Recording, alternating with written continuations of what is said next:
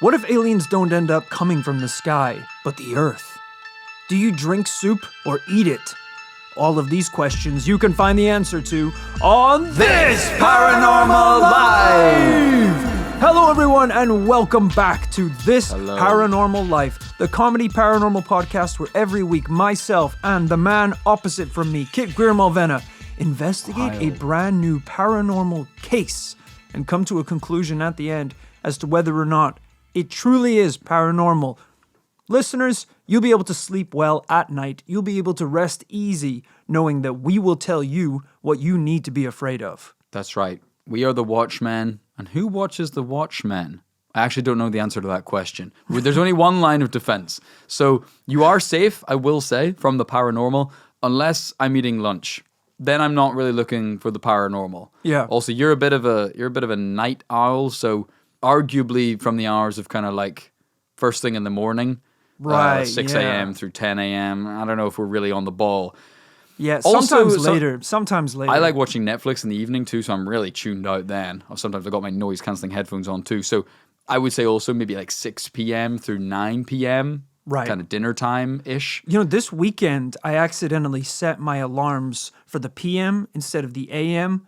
I slept for 14 straight hours. Whoa, I think a lot of cryptids got through the net that night. So we probably do need some kind of part-time workers to try and bolster the defenses of the paranormal. So if there's been any ghosts getting through the net, cryptids getting through the net, that might be why. Half the time, I just say it's fine because I don't want to deal with the paperwork. So even if it is a ghost that's eating people's souls, I'm like, you're probably all right. You know, keep your head down. Or is the customs officer just waving things through? You know, people, like the chupacabra is slipping him a 50 and he's like, yeah, keep it moving. Keep on going, bud. You're fine. How are you doing today, Kit? You ready to dive into a brand new paranormal story? I'm feeling great. I'm feeling really refreshed because I have been reading a new book. So I've been reading a book called Digital Minimalism. Like lots of people out there, I was getting a bit overwhelmed living in the modern age. Rory, I've been on Twitter for more than 15 years. Wow. Thank you for your service. Yeah, of course, in the content mines. But maybe that's time enough. This book has been kind of getting me thinking, reevaluating my relationship with technology. So I'm the Unabomber now. Right, you've essentially lost your mind. I'm barely making a joke. I am crafting a few letter bombs I'll be sending to several kind of government organizations and non-governmental organizations. We're going to wipe that from the podcast.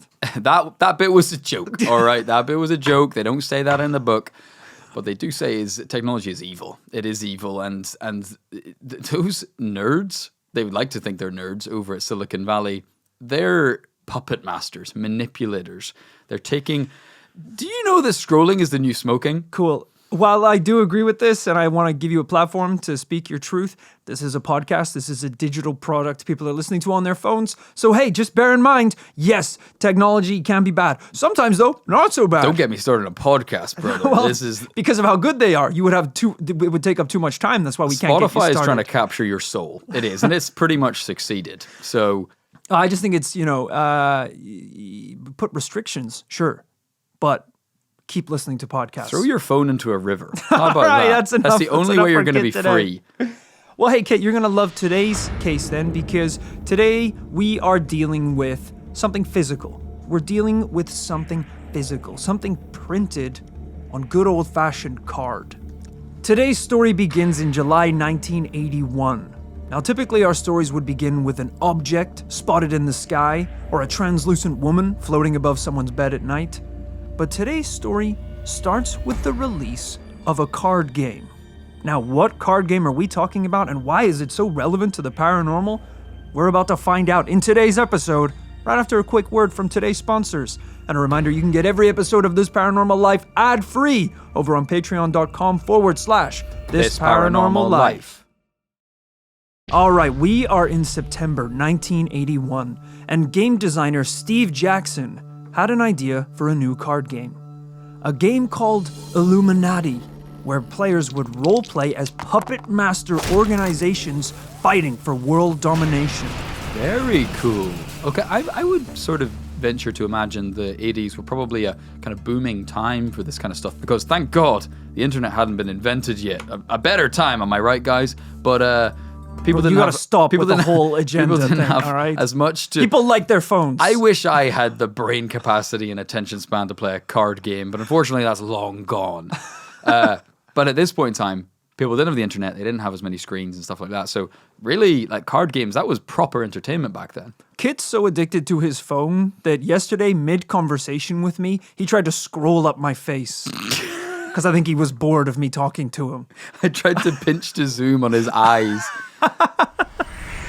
Now, this game was inspired by the 1975 book, The Illuminatis Trilogy. And the playable organizations covered everything from the Illuminati to Men in Black to the Servants of Cthulhu. This is quite a cool idea. This is obviously someone who's kind of interested in the paranormal and conspiracies. They've decided to create a whole game around it. It's a really cool backdrop for that kind of game, absolutely. To nail the history and the lore, Steve Jackson pulled a This Paranormal Life and began spending his evenings researching conspiracy theories, Googling secret organizations, finding anything that he could get his little grubby hands on. In our industry, we call those cyanide searches. Because you never know which one's gonna be your last. You know? You start Googling things like shadow organization, big government, and all of a sudden, there's a red dot sight coming through your webcam. You get an airdrop notification saying, would you like to accept a 9mm bullet to the back of your skull? It's such a bad way of trying to assassinate someone. You get a little email from the FBI saying, oh, don't forget the attachment. And the attachment is a silencer. How about that? Sorry, I'm getting way too riled up at the start of the podcast. Brother, you should be on my side. If you don't have a phone, they can't get to you. That's how I see it. Right, but I can't get to you either, which is why you were 4 days late for this podcast. Yeah, well, in my defense, my watch was broken. I couldn't tell what day it was in the little calendar bit. That's a sundial. You're wearing a sundial on your wrist. No Yeah. wonder you couldn't tell what day it is. You think I'm going to have a watch with a battery in it? You're out of your mind. That's technology, brother. I remember a few years ago when it was just me and my brother living together for a bit, and he saw me researching some nefarious shit. And and because he actually like studies computer science and stuff, he just started like cracking up, and he was like, you know, an incognito tab really like that isn't, you can't just like put on an incognito tab and then search like how to tear down the government. Like it doesn't work like that. Like it'll stop you getting like pop-ups and shit. Yeah. But like yeah, if they want to get to you, they'll still get to you. I was like, what? I was under the impression like I was completely defensible from every Off the type of grid. hacker, every virus. Yeah, in my head, when I hit incognito mode in a government headquarters somewhere, they're looking at a big map and my dot just disappears on the map. And they're like, where did he go? It's like, I don't know, sir. He must have activated some sort of cloaking device. Son of a bitch, he's good. Yeah, you know? You hit Shift Apple N and then the FBI headquarters, they take off their glasses and go, Jesus Christ, it's Jason Bourne. Who knows what kind of porn he's watching? It's very worrying that Kit knows the Apple shortcut for incognito mode. Hey, That's we're a paranormal That's a investigators. red flag right there. Paranormal investigators. As I said, the game hit the market in 1982, and needless to say, it was a success. The game was so popular that it even spawned a number of spin-offs and expansions, such as Illuminati Crime Lords Edition, Illuminati Brainwash Edition. But our story today focuses on one spin-off in particular, Illuminati New World Order, a collectible card game version released in 1994. Now, why are we focusing on this game in particular? Well, because apparently, at this point, creator Steve Jackson started flying a little too close to the sun. The research that he did for this game went beyond his normal work, because the cards released for this version began to give away information on actual real-life events. Interesting. And what's more, these events were in the future. Okay, all right. I am very excited to see some receipts on this one.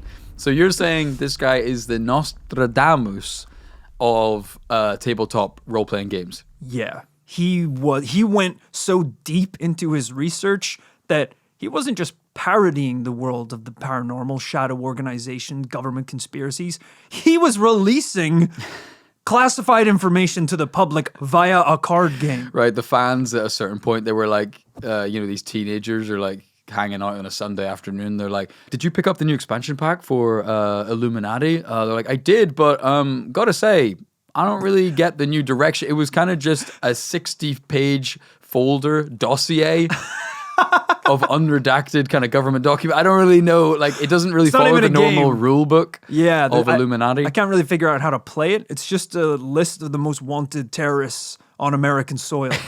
Meanwhile, in the headquarters of the games company who designed it, it's like, anyone seen Steve lately? He's been acting a little weird. Kind of, if you look into his office, he's just kind of rolling his eyes back into his head like those motherfuckers from June, the mentats, to like read events in the future. I do love this because, we've heard of things like tarot cards before. Yeah. We have a deck of tarot cards, you flip the cards, and they give you kind of a vague idea of what to expect in the future. Yes. Imagine a deck of cards, you flip the first one, and it is just a picture of you getting kicked in the head by a donkey. Right. Yeah. And you're like, what? That's just me on the card. And then your wife calls, and she's like, oh, hey, honey, don't forget we're going to the petting zoo later today. Did you remember the donkey food? Your mind would be blown. You're about to see that this is not even like just a hint of future events. You're looking at a Polaroid, brother. Right. Yes. Because tarot, as we remember, and hey, we got big into tarot. You did. I didn't. No, that's not true. Daniel Krupa did as well. He actually, we drew some pretty crazy ones. Yeah. I will say. But that being said, yes, the methods and ways of tarot are subtle. Because the esoteric arts are subtle arts. So, we're talking about like, you got a reverse world card. That means that kind of new insights will be encroaching in your life in the near future. And you're like, damn, that's crazy. I went to Specsavers yesterday. That kind of stuff. Right. Whereas this could be much more literal. So, hey, if the tarot episode's anything to go by, I think we're going to be believing in this heavily. Players of the game in 1994 didn't realize it at the time, but they were playing with cards that accurately depicted events that would take place 10, 20 years in the future. Was this just a coincidence, or is there something more paranormal at play? Kit, today we are going to look at some of these cards released in 1994 and decide whether or not we think something suspicious is going on here. Very cool. Okay, so the game invented in 1981, but we are now several expansion packs deep. They have other versions of the game. Now we're at 94. We're at 94, and these are the cards that people were like, he went too deep in the research for this. Gotcha. Okay, here is our first card. Okay, Rory has sent through the first image of the first card. These images are all in black and white, so... Shouldn't be. They shouldn't be. They are, yeah. So I don't know what's going on there. It's because you changed the settings on your phone. Oh, yeah, I did, because, of course, because I don't know if that's, I'm glad you brought it up, actually, because that's how they get to you and how they kind of hijack your brain stem is by using kind of bright colors. I don't know if you know that.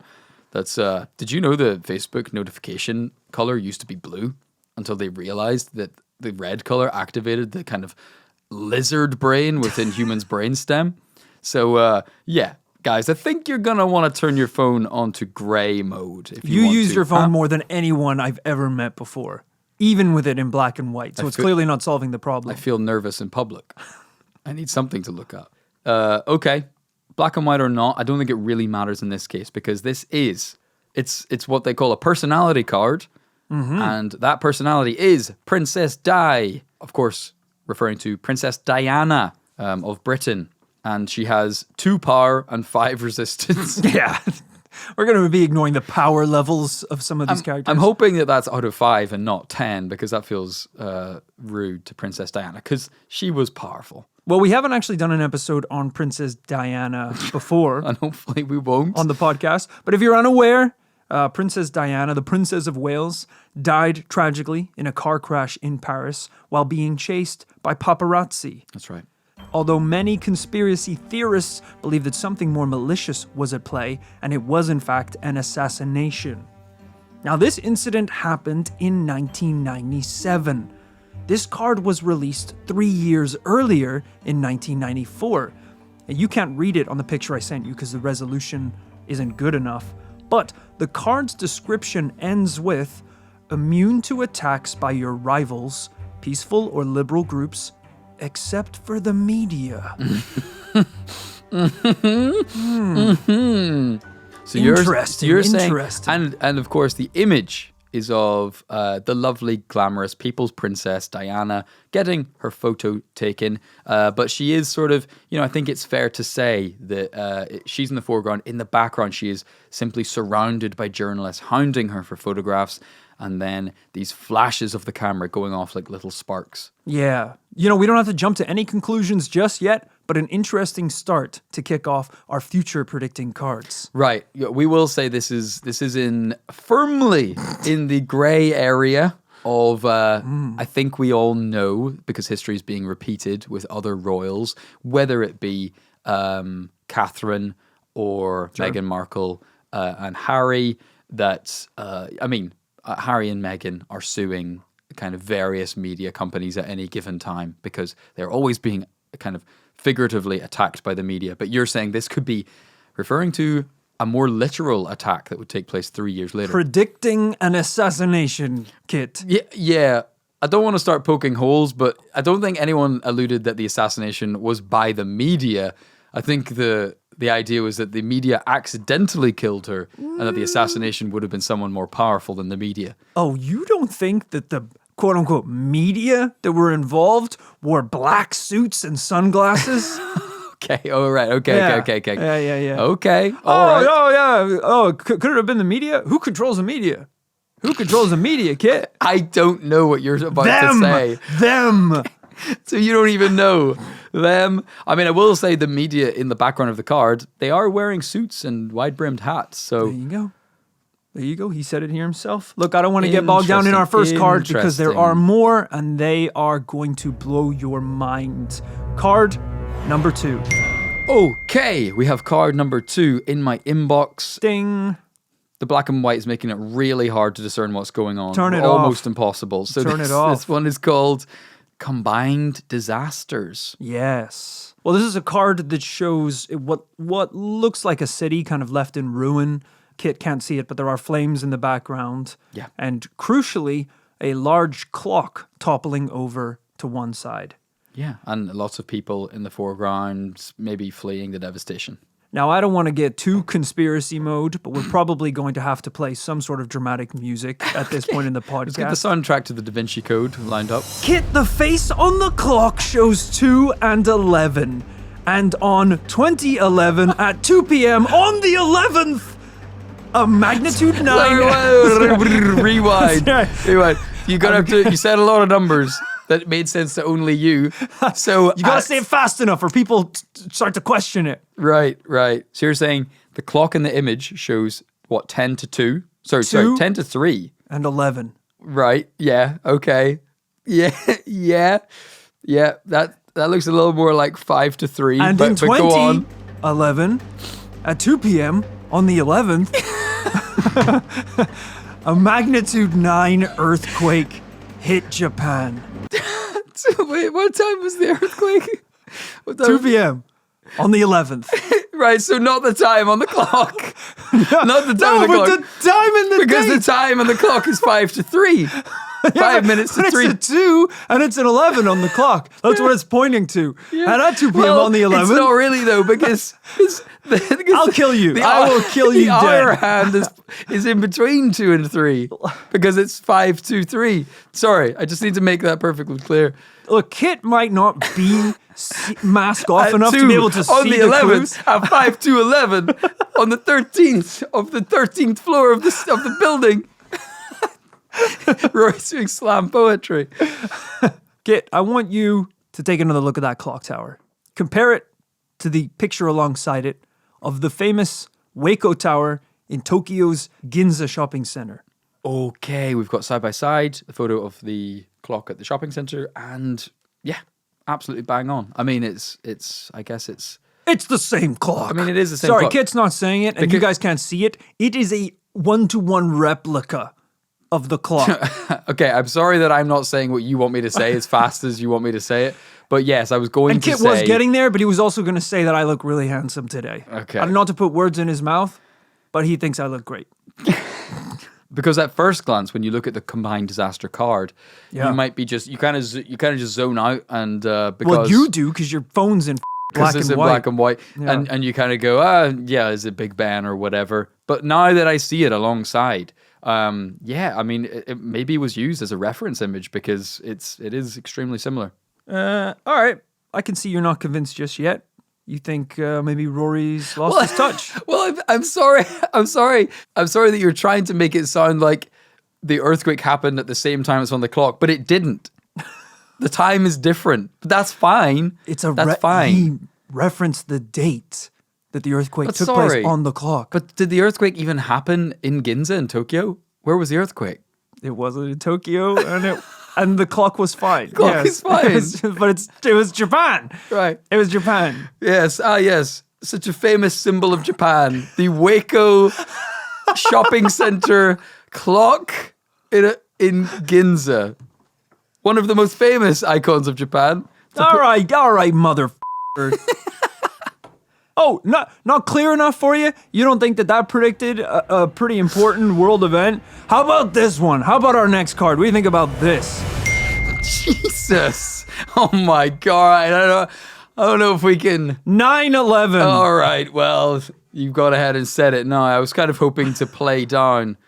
It just is 9/11. I don't know how to describe it any better. It's someone who's drawn a picture of 9/11 on a card that was released in 1994. So, yeah. So the card is called... I mean, this game is truly so on the nose. It goes hand in hand with that one. The card is called... Whoa! Okay, so... It's a two-parter. I almost don't believe this. Okay, so... It's insane, isn't it? The first card is called Terrorist Nuke. Yeah. Which is I hope isn't a class of card in this game. Yeah. It's an event card, I guess, and it is depicting two towers, one of which is kind of remarkably getting exploded from the middle out, exactly like how you remember those infamous images of 9/11 taking place in New York. And to be fair, mad, yeah, that as Rory says, the next card he's got for me is just called Pentagon, and it is a flaming pentagon, because of course... the Pentagon was also struck on 9/11. Mad. Bit mad, that, isn't it? Yeah. There is no clock in that picture at 9 and 11, I will say. So we can't do the same thing we did with the cards before. But that one is wild. That is the most famous one. I think in all the articles online you see about this game, that's the headline. They say the game that predicted 9/11, essentially. The truth is there are so many more cards in the pack that resemble events that take place years after the game was released that it is absolutely astonishing. There's a card, for example, called Charismatic Leader that shows a blonde-haired con man standing in front of a crowd. There's a card called Epidemic that shows masks and quarantines. There's one called Storming Washington that is basically a photo of January 6th. It's absolutely absurd. Yeah, and I suppose herein lies the difficulty, because this is a game that is attempting to predict catastrophes. Yeah. And bad things happening. And in that sense, it is in the world of tarot, because tarot is... The major arcana of tarot, they're somewhat based on, I suppose, like Jungian principles, this idea of a collective unconscious, that humans have built in archetypes of events and archetypes of people, places, things. That's why you have in tarot, it's very general. It's things like death, the world, riches, the very, very kind of ancient, deep archetypes that kind of everyone on Earth throughout history would understand. Yeah. And this game is almost attempting to do something somewhat similar, but a lot more modern and specific, which is painting archetypes of events. The charismatic leader who is maybe a despot or authoritarian. Yeah. The princess of the people. The terrorist event, or and some of these things like the attack or the epidemic. I mean, some of those get into general territory of like this has These are happened the ways lots the of world times could through end. history. Yeah. Earthquake, whatever. Yeah, and I think that is what a lot of people believe is like, look, this was a game that was designed to predict events that would happen in the world. And a lot of them did happen because they just read the landscape, looked at the trajectory, and were like, okay, well, if things got shittier in the next 50 years, what could happen? And that's basically what they did. The world did get shittier, and they predicted a lot of this stuff. I think usually where people start to go tinfoil hat mode on is maybe not the fact that they nailed a lot of these predictions, but the artwork. It's just like, okay, well, this is getting insane. This is so closely linked to things that are happening today. Yeah, and I'll give it to you because we've covered things like Nostradamus's predictions and fair enough, Nostradamus, he was trying to predict, about 1,000 years in advance. But it was pretty, again, like the tarot, it was pretty vague stuff. He'd be like, on the 11th eve of the 12th night, the sun will cross upon the moon and the great leader will fall. Yeah. It's not quite as hard-hitting as the Twin Towers exploding from the middle out on a playing card. That's a big swing to go for. It really is. Well, I think, Kit, one of the most important things is if Steve Jackson really did uncover secret knowledge from these shadow organizations and released it to us in the form of a card game, we need to figure out what other game is real. Are we really heading into a world filled with snakes and ladders? No, that's not where I thought you were going with that sentence. I thought you were going to say, we need to get to the bottom of what else did Steve predict? How did he get access to this information? Right. Etc. But no, you're saying we need to know whether hopscotch is a dystopian future that awaits us. Who is Mr. Monopoly? Now, I get that this idea of a guy disclosing Illuminati secrets through a card game is pretty wild. It's pretty out there. It is. But there may be more to this story than you believe. Because on March 1st, 1990, Steve Jackson's offices were paid a little visit by the Secret Service. And we're about to find out what happened that day, right after a quick word from today's sponsors. That's right, on March 1st, a team of investigators from the Secret Service raided Steve Jackson's offices, taking computers and over 300 floppy disks full of company information. 300 floppy disks? That's like them taking one thumb drive today. Right, that's a SD card confiscated. It's like those 300 disks held just a single JPEG of his driving license. That was how we got around basic personal information back in the 90s. I kind of can't believe that this is a real part of the story, having your office raided by the Secret Service. And coming from a guy who has an office that's been raided multiple times by the Secret Service, let me tell you, I don't appreciate it. After your 16th raid, you kind of stop cleaning up after. Right. You just kind of leave shit around the floor, honestly make it harder for them to raid in future. Yeah, we're on a first name basis with some of the guys. Yeah. We're kind of like, we got a bit of a co-working space. I'm like, you guys don't even have to take it away. Just set up a desk. There's a coffee machine in the corner. You're going to be back next week, let's face it, so we could just get together. Yeah, but we just, every time we write a script, we forward it to the FBI. We're like, if it saves you guys coming around, we'll just send it straight to you. Everything we do, run by you. We actually did Secret Santa with a couple of the guys at Christmas time. Just like some kind of co-working office fun stuff, Because sometimes they're in here more than we are. Like we come in once a week, once a fortnight. So we just gave them a copy of the keys. We're like, just come in whenever you want, really. I have a friend who is a scientist, and he was doing for a couple of years was doing a research project in China, and he I know it's like a big gray area, so it's like you take this all with a grain of salt. But he's like, yeah, pretty sure I was assigned a spy on day one. He's like, just a guy just turned up at my door of where I was staying, like the first day I turned up, and he was like, hey, I'm John, and I'm the guy who's going to be shadowing you the time that you're here. And he's like, oh, the Institute didn't tell me someone was going to be shadowing me. And he's like, yeah, they did. So I'm just going to be kind of following you, taking notes. And he's like, all right, okay. I think I see what's happening. Is this what he thinks it was an American spy? No, like a Chinese Communist Party. Oh, Yeah. I see. Keeping tabs on the research. Who knows? I don't know. I don't claim to know how the Chinese Communist Party operate, but I think that's not a unique story.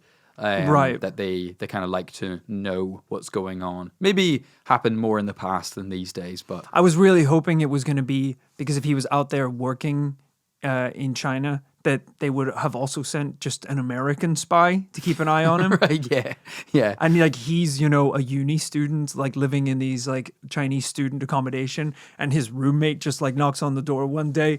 He opens it up, and it's like a 40-year-old guy with a buzz cut. It looks like Chris Hemsworth. He's like, "At ease, soldier. I mean, hello, friend. I'm your new roommate, Sergeant." I'm not Sergeant. Sorry, I'm a little frazzled here. I'm a little jet lagged. Anyone got a natty ice? I think I need to kick back.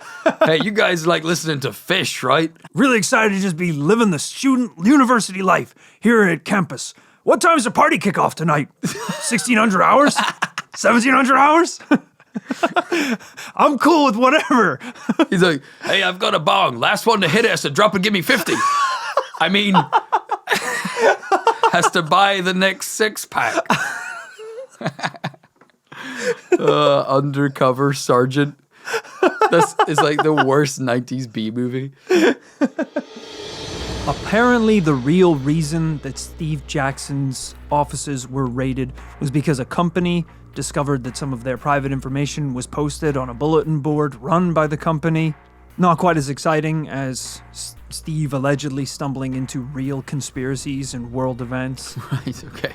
But yes, this is not a rumor. The Secret Service really did turn up with a search warrant, confiscated computers and files, and left. Allegedly, everything was returned in June 1990, kind of untouched, and then his game came out 4 years later. So it's not as if they found what he was working on, confiscated it, and the game didn't come out, you know? So it's a little strange. So we know that the game released in 1994 had cards that, whether it was a coincidence or not, did predict future events. So I guess the biggest question today, Kit, is what else have those cards predicted that just hasn't happened yet? Mother of pearl. I didn't even think about that. If we look at the remaining cards in the deck, we might be able to predict future events that are upcoming in the following years. All right, Kit, here is our first card that I'm sending you. We need to decide whether or not we think this is a real threat and a real possibility. Wow. We're going to start off small. Okay. First up, we've got the card Nuclear Accident. Ooh. I guess nuclear accident could take many different forms. Of course, depending on how you look at it, we could align this with this was obviously created after Chernobyl, but before the Fukushima reactor incident. So Very fair. could say it's happened, although, I mean, the card itself is depicting a crack in one of the steam towers of a nuclear facility, and then kind of looks like radioactive goo kind of leaking out. Yeah. So, I mean, it's not an explosion. It's not a million miles away from Fukushima. Yeah. I mean, and you don't want to like look too much at the illustrations to try and garner information from it, but the illustrations of the other cards were actually quite relevant. So we should be looking at like, okay, what nuclear reactor does look like this? Even though this shit looks like it was designed on Fiverr.com, they have been accurate. So Very accurate. We have to pay attention. Tough to say though too, because saying there's going to be a nuclear accident, I mean, there's thousands of nuclear reactors in countries all around the world. Yeah. It's kind of inevitable. We've had from Sellafield to Chernobyl to Fukushima, there's always going to be problems. Yeah, and I think this is another reason why some of the cards have been right, is because a lot of the stuff is kind of inevitable. Right. This next one, maybe not so inevitable and a little stranger. What do you think about card number 2, Kit? Is this something we need to be worried about? Is this a real threat? Whoa! Okay, this one's called Earthquake Projector. It's depicting a very cartoonish but devastating device, a weapon that can be used to create earthquakes. Yeah. Man, I mean, Not outside the realms of possibility. We have, in previous episodes, investigated DARPA's HARP, the HAARP. Yeah. I can't remember. It was like high atmosphere something device, but it was alleged by conspiracy theorists to kind of be able to change the atmosphere, cause storms, that kind of stuff. This is actually pretty popular conspiracy theory thinking. I mean, the recent floods in Dubai, a lot of people believe, there's a lot of misinformation floating around that had been started by cloud seeding and kind of storm generating weapons, which, to be very clear, is not true based on experts' opinions. But man, who knows? I'm sure this is some shit North Korea has looked into. Yeah, I mean, that very cartoonish little device in the corner that's generating the earthquake waves, I'm assuming that is a 1-to-1 replica of a real device somewhere in a government basement right now. I'm pretty sure this was time-traveling madman Mike's next invention. All right, Kit. Again, we are moving on to card number 3. Is this real? Is this the future? Is this something that's going to happen? And should we be worried about it? Okay. I'm going to just go ahead and say no, but let's say what it is. Robot sea monsters. I haven't been reading out the description of the actual playable card. This one I have to read out. Robot sea monsters gives +4 to any attempt to destroy a corporate or government group. ... except in space. Has +10 for any direct attempt to destroy Japan or California. I mean, this is one of the better illustrations. It's basically a robotic kaiju, a robotic giant squid. Yeah, I would say. Yeah, we know that governments have experimented with, I think, attaching, like in Austin Powers, laser beams to dolphins. Oh yeah, they have experimented with kind of sea animal weapons. I don't know if we're this far along. I believe drones are a lot more advanced than robotic sea monsters. We've been using animals in wars for a long time. Right. I believe, wasn't it during one of the wars, the first or the second, we just released monkeys into a field so they would detonate all the mines? No, that is a lot more recent than that, actually. I keep it was Iraq. I keep bringing this up, then you keep telling me to stop bringing it up, but it was, I believe it was when George Bush was trying to rally support for the war on terror. There's no way! There was we have to fact check this, but There's no way. Apparently there was a country that pledged monkeys to detonate landmines.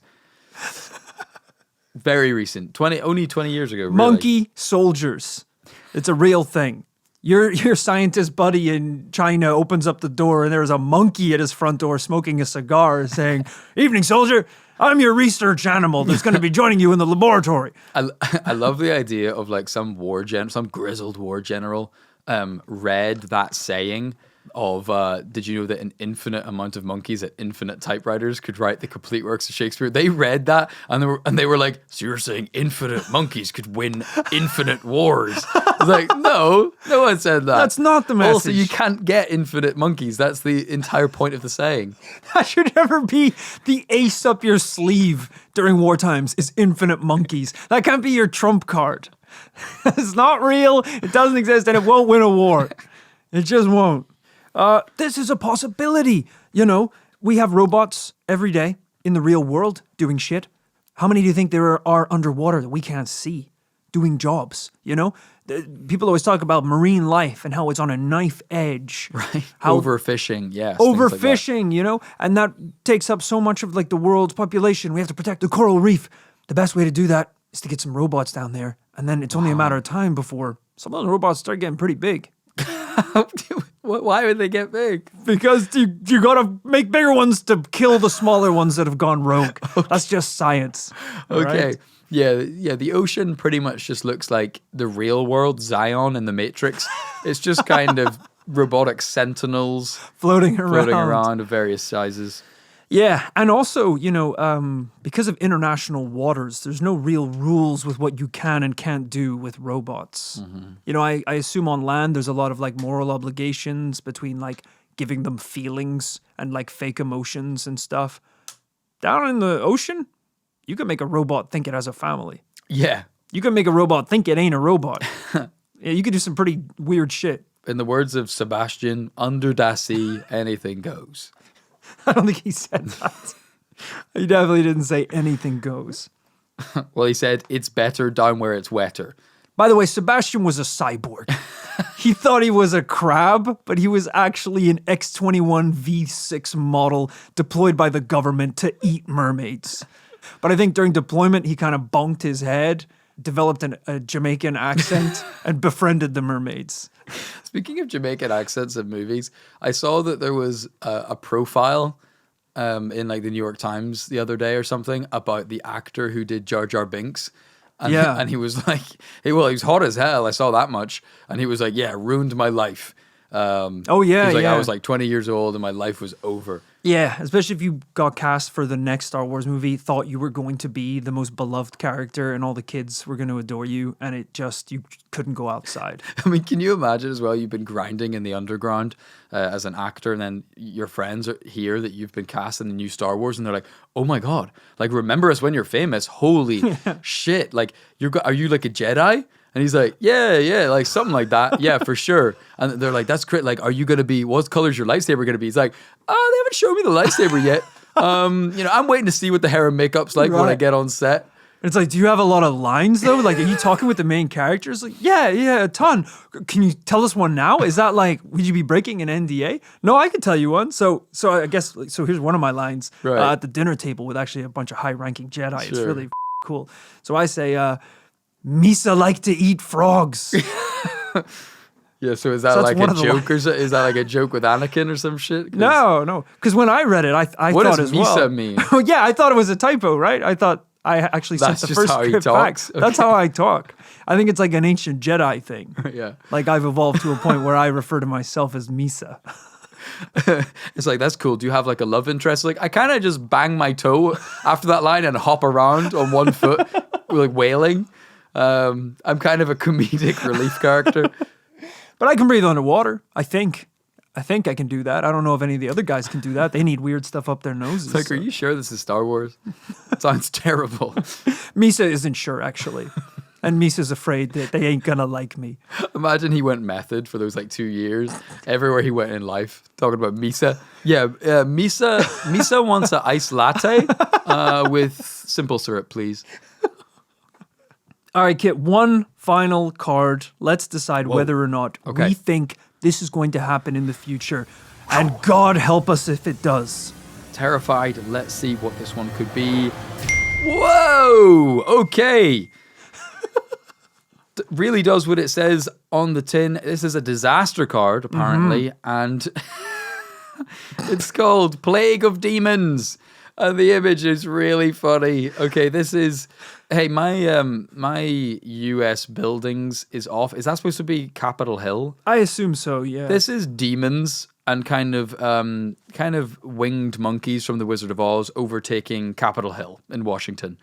Yeah, with a straight-up demon in the foreground, kind of comically smiling, with blood kind of dripping from his mouth. It's really giving like a Megadeth album cover, I would say. Oh, sorry, wait a minute, brother.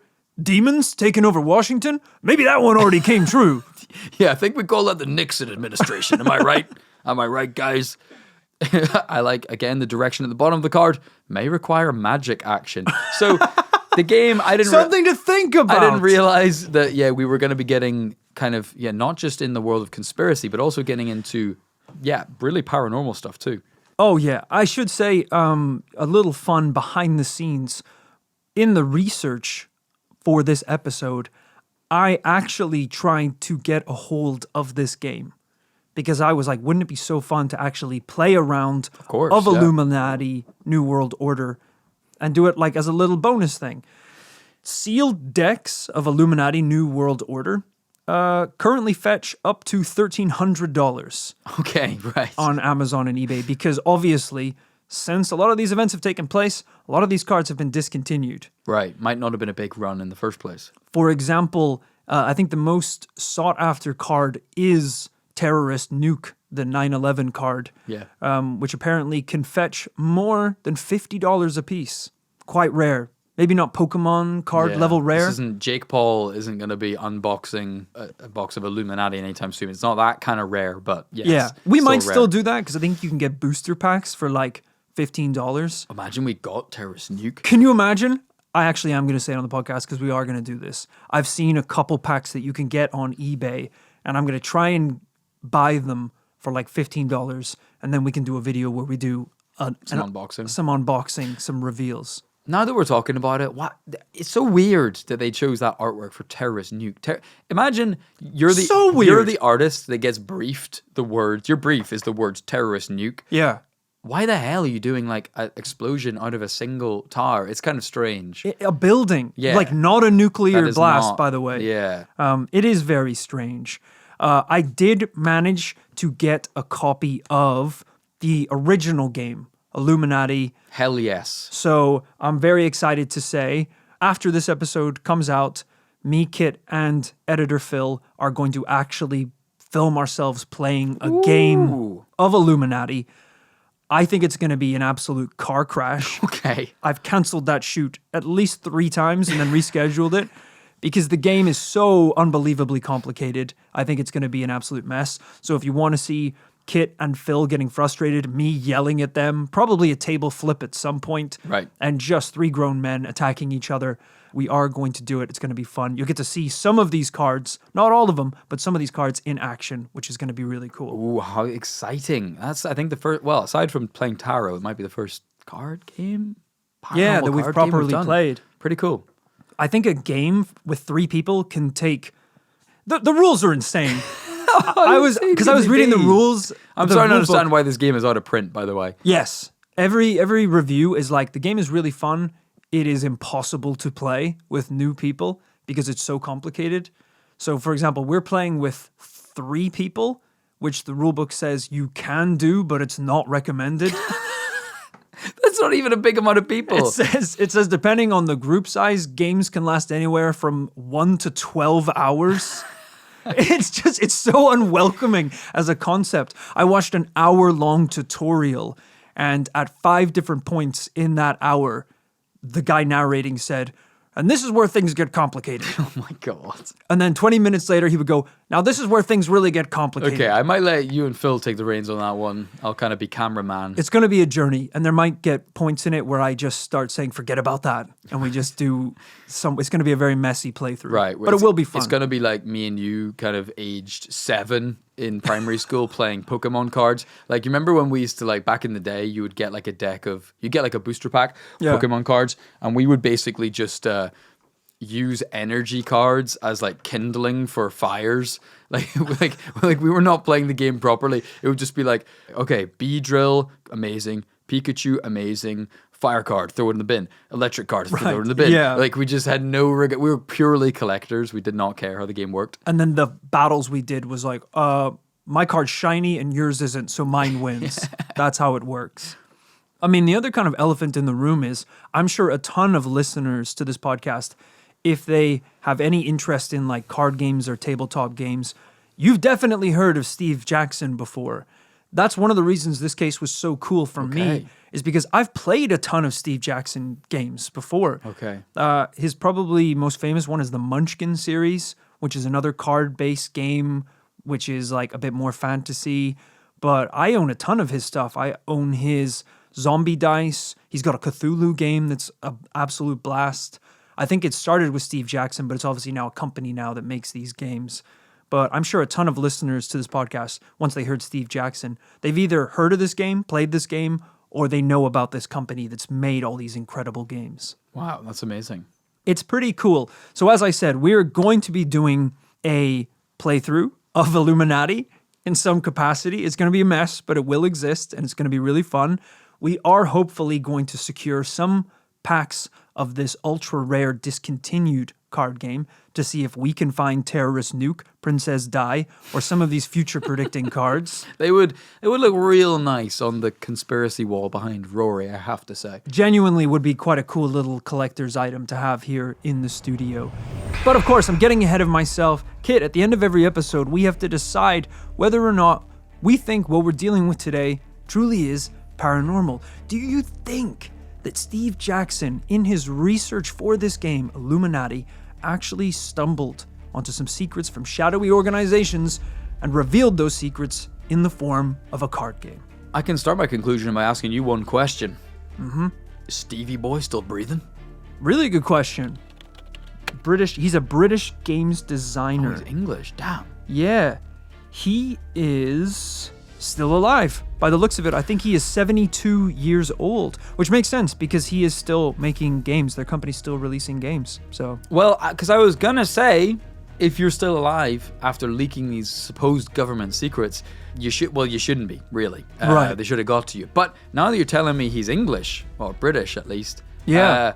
I don't know what to think, because maybe he, through some kind of diplomatic protection, the feds in America, if that's where we're alleging, he's got these secrets about the Pentagon and 9/11. If that's where he's got it from, well, then maybe that's why they haven't been able to get to him for one reason or another. I was wrong. That was the page for a different Steve Jackson. Oh. Steve Jackson, the American game designer, is the one who made the game. All right, well, delete everything I just said.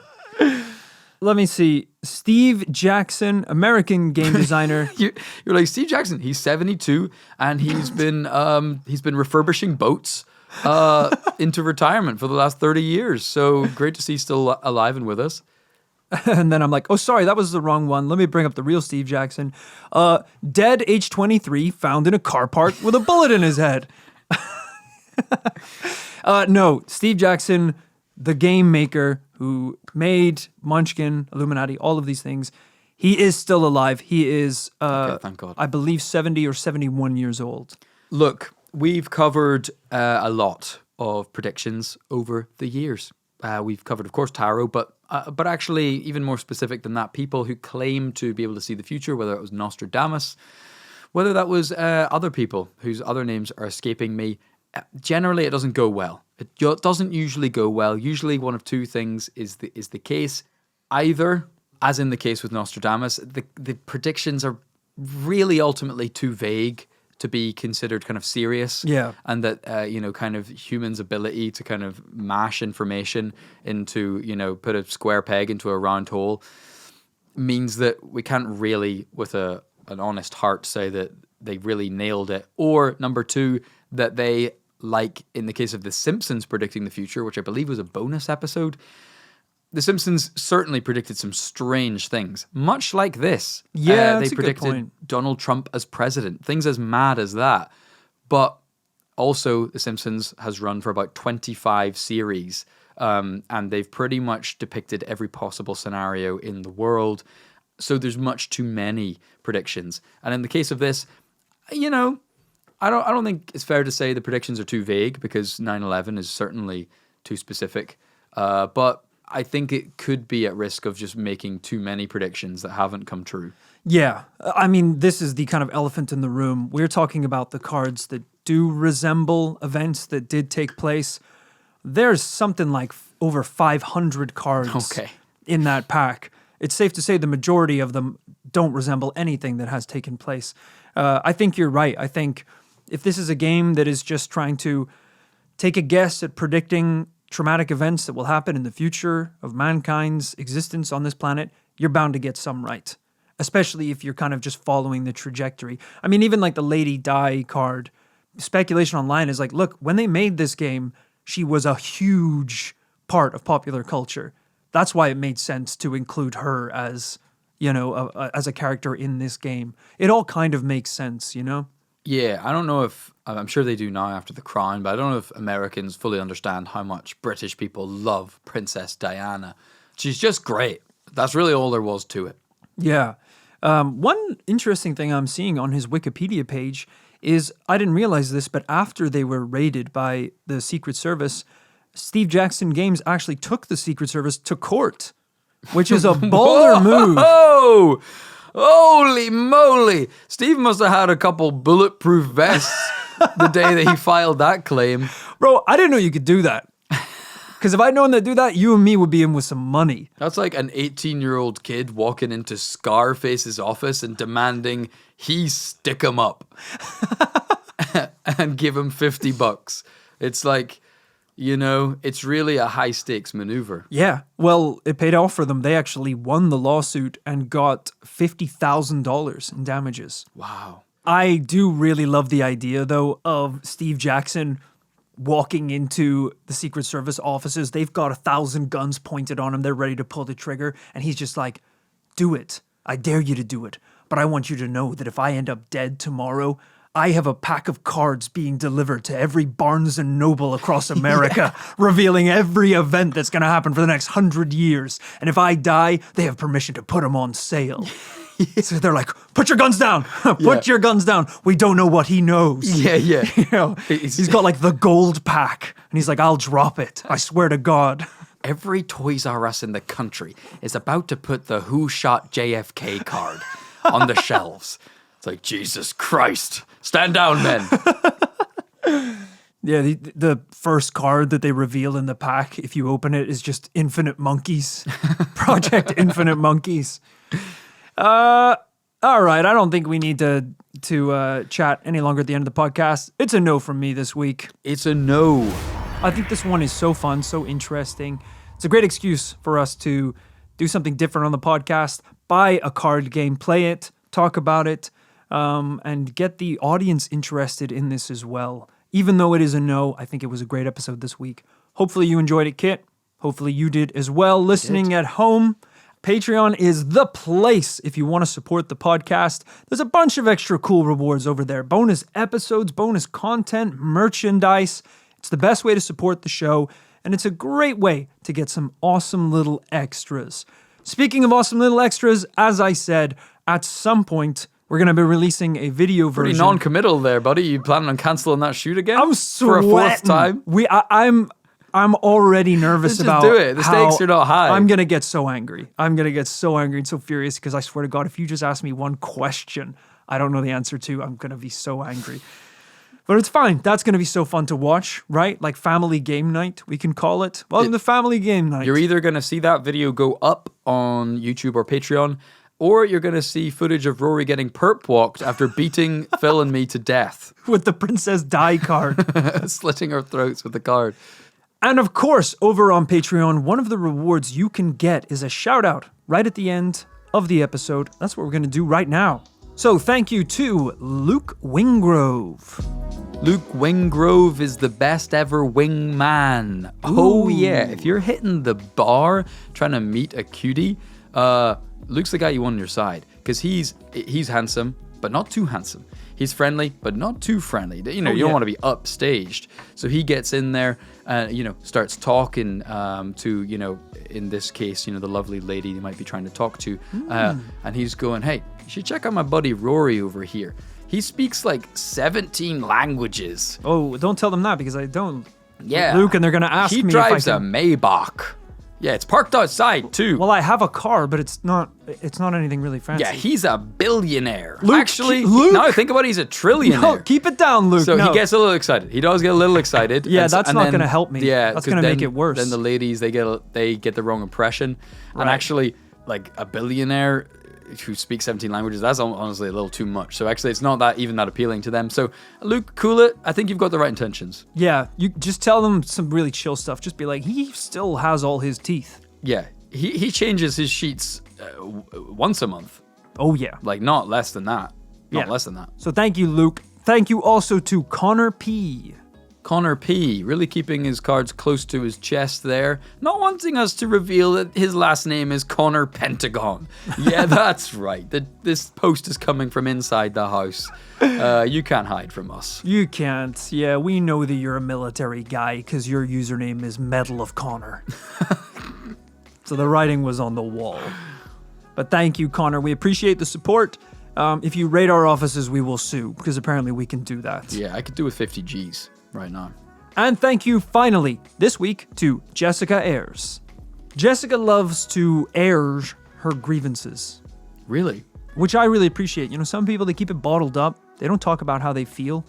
But, Jessica, you just go meet her for a coffee. And before you even sit down, she's like, you look like shit. Whoa. I hate your face.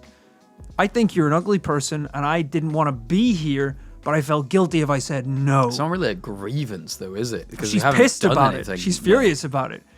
She's like, being around you makes me sad. Things like that, you know. Which I actually think that makes her a really good friend because is honest, upfront and honest with me. You know how they say, like, a good friend will tell you when you've got something in your teeth. You need that one homie, yeah. Yeah, a good friend will tell you if you've got, like, something on your face. Yeah. Jessica sometimes will just hit me. She said, you should kill yourself. You should... She's airing her grievances. She went Kendrick mode. I think people like you should die. So thank you, Jessica. I'm all ears. I'm all ears. Thank you, Jessica. Thank you to everyone who supports us on Patreon. We hope that you loved this week's episode. We will, of course, be back next Tuesday. We will be back Friday with the after party. The after party. We're going to be back with the after party.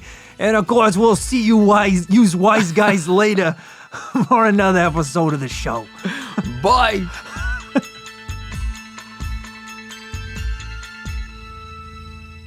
Automatically. I'm taking back the dollar. No. Hey, kid, what's a dollar to a baller? What's a dollar to a baller? It means dollar nothing. Stays. $1 stays. It means nothing. I hope you get a roll of 12. This is going to be the best. 11 or 12. If it's 11 or 12, he loses. 11. Oh!